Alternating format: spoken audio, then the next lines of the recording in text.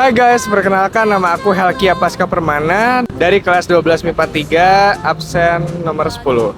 Dan hari ini guys, aku sudah berada di saksi nyata, saksi bisu dari imperialisme dan kolonialisme di Indonesia. Di mana sih ini?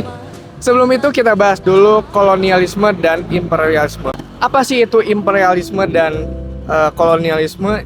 Kolonialisme adalah upaya-upaya negara untuk menguasai suatu daerah wilayahnya dengan tujuan menguasai sumber dayanya. Jadi kolonialisme ini lebih ke resource-nya. Sementara imperialisme adalah sistem dalam dunia politik untuk menguasai negara lain dengan target penduduknya. Jadi kalau imperialisme ini lebih ke targetnya di negara dan memberi pengaruh di negara tersebut. Nah, motif utamanya kita sering dengar God, Glory, dan Gospel. Nah, jadi ada beberapa bangsa yang menduduki kakinya di Indonesia. Ya, imperialisme Prancis. Nah, ini yang akan berhubungan dengan tempat aku di belakang ini.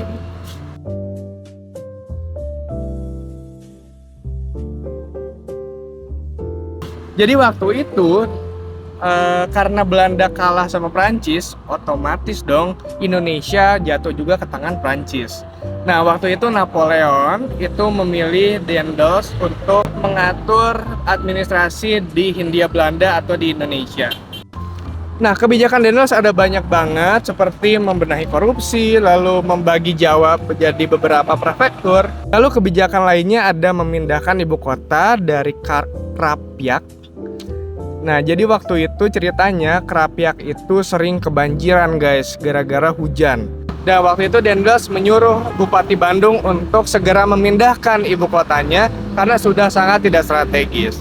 Sebenarnya Daendels itu punya rencana untuk memindahkannya ke Cikapundung dan satu daerah lainnya.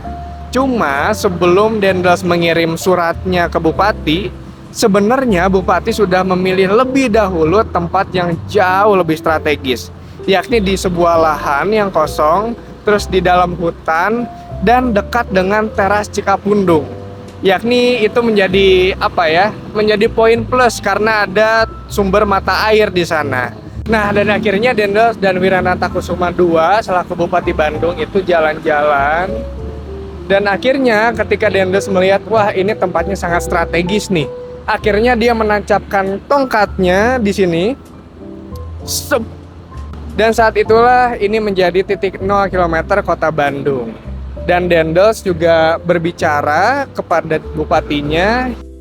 Zorg dat als ik terugkom hier een stad is gebouwd. Artinya, coba usahakan bila aku datang kembali ke sini, harus sudah ada dibangun sebuah kota. Dan sejak saat itulah kota Bandung dibangun di sini. Namun sayangnya guys, ternyata Daendels keburu dipanggil pulang sama Napoleon.